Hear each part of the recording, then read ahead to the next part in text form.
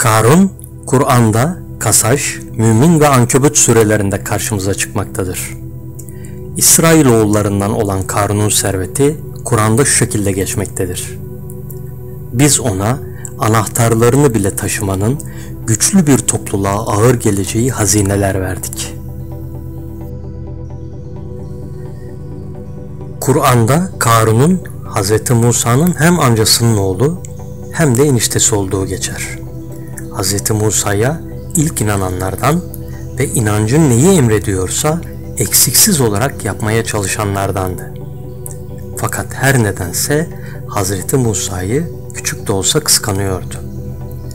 Şeytanın da vesveseleriyle bu kıskançlık zamanla büyüdü.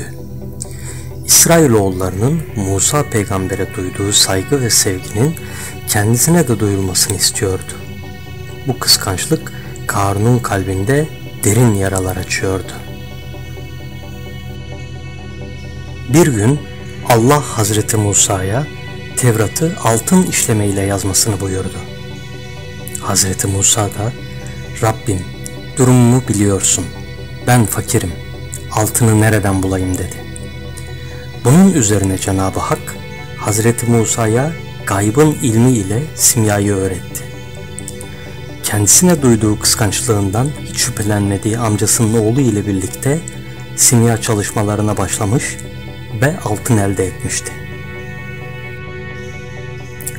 Karun da bu simya ilmini öğrenmiş, gizli gizli kendi çıkarına bu ilmi kullanmaya başlamıştı. Kısa sürede çok büyük servet elde etmeyi başardı. Serveti günden güne o kadar çok büyümüştü ki sadece hazinelerinin anahtarlarını taşımak için 70 deve gerekiyordu. Karun Allah için yaptığı ibadetleri terk etmişti. İnancını da kaybetmişti. Servetine bakarak böbürleniyor, kâr-ı ibadet buymuş demek ki diye düşünüyordu. Kafasındaki tek düşünce insanların Hazreti Musa'ya duyduğu saygının aynısını servetiyle satın almaktı. Bunun için de Musa peygamberin iktidarını devirmek istiyordu. Karun, İsrailoğullarını ikiye ayırmayı başarmıştı. Bir tarafta Hazreti Musa'ya inanan müminler, diğer tarafta Karun'un yanında olan zenginler bulunuyordu. Hazreti Musa Allah'a olan ibadetlerini terk eden Karun'a bir haber gönderdi. Zenginliğini Allah'ın verdiğini, malının zekatını ödemesi gerektiğini söyledi. Bunun üzerine Karun malının zekatının bile çok büyük bir servet yaptığını hesaplamış ve zekat ödemeyi de reddetmişti. Servetini Allah'ın vermediğini, kendi bilgi ve becerisiyle elde ettiğini iddia etti.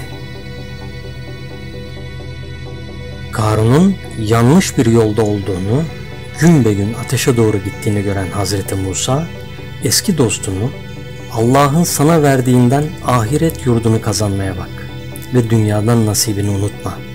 Allah'ın sana ihsan ettiği gibi sen de insanlara ihsanda bulun. Yeryüzünde bozgunculuk çıkarmaya çalışma. Şüphesiz Allah bozguncuları sevmez diyerek bu yanlıştan dönmesini, dünya hayatının geçici olduğunu ve Allah yoluna dönmesini nasihat ederek uyardı. Karun ise Hazreti Musa'nın bu uyarılarına kulak asmayarak servetinin her şeyin üzerinde olduğunu söylemiş ve bu şekilde yaşamaya devam etmiş, yolundan dönmemişti. Günler geçtikçe servetine servet katan Karun'un namı bütün dünyaya yayılmıştı. Fakat Karun, Hz. Musa'nın iktidarının kendi iktidarına gölge düşürdüğünü ve kendisi için tehlike teşkil ettiğinin farkındaydı. Bunun için Hz. Musa'ya bir teklifte bulundu. "Ey Musa, Mısır ehlini toplayalım ve seninle onların karşısında müzakere edelim. Eğer deliller ile beni galip edersen malımın zekatını veririm. Eğer ben sana galip olursam peygamberlik davandan vazgeçip bir köşeye çekilirsin" dedi. Ancak Karun bu teklifi yaparken aklında başka planlar vardı. Hazreti Musa ve Mısır ehlinden oluşan toplum Karun'un sarayında toplandılar. Karun ve ahali Hazreti Musa'dan bir vaaz vermesini istediler. Bu isteği kabul eden Hazreti Musa, "Bir kimse hırsızlık yaparsa elini keserim. Bir kimse eşkıyalık yaparsa başını keserim. Ve bir kimse evli olduğu halde zina yaparsa onu taşlayıp helak ederim dedi. Karun ayağa kalkıp sordu. Ya Musa, peki sen zina edersen ne yaparsın dedi. Hz. Musa, eğer ben de zina etsem Cenab-ı Hakk'ın emri bana bile böyledir diye cevap verdi. Hz. Musa'nın bu cevabına karşılık Karun planladığı oyunu devreye koydu. Daha önceden para vererek ayarladığı bir kadını göstererek "Ya Musa, senin zina ettiğine dair benim şahidim var. Zira bu kadın bana seninle bir vadide zina yaptığını ve karnındaki çocuğun da senden olduğunu söyledi. Ey kadın, söyle ki bütün insanlar duysun" diyerek kadını yanına çağırdı. Ancak kadın konuşmaya başladığında ağzından Karun'un istediği kelimeler yerine hakikatler döküldü. Ey Beni İsrail! Doğrusu Hazreti Musa'nın bu işten haberi yoktur. Karun'un söylediği yalan ve iftiradır. Zira Karun beni yanına çağırdı. Çok mal ve para vererek Hazreti Musa hakkında bu iftirayı atmamı istedi. Fakat ben Hazreti Musa'ya bu iftirayı atmaktan korkarım dedi. Bu yalanın ortaya çıkmasıyla Karun'un taraftarları onun yanından ayrılarak tövbe ettiler. Hz. Musa'nın tarafına geçtiler.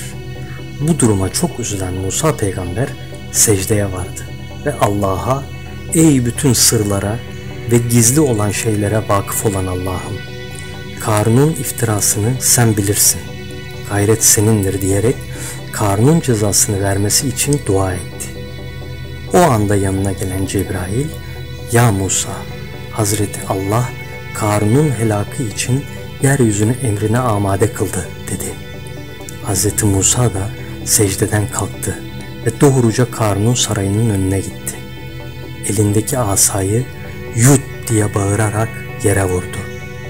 O anda korkunç bir gürültü ile beraber yer sarsılmaya ve yarılmaya başladı. Karun daha ne olduğunu anlamadan sarayı ve hazineleriyle birlikte toprağa gömüldü. Lütfen abone olmayı ve beğen tuşuna tıklamayı unutmayınız.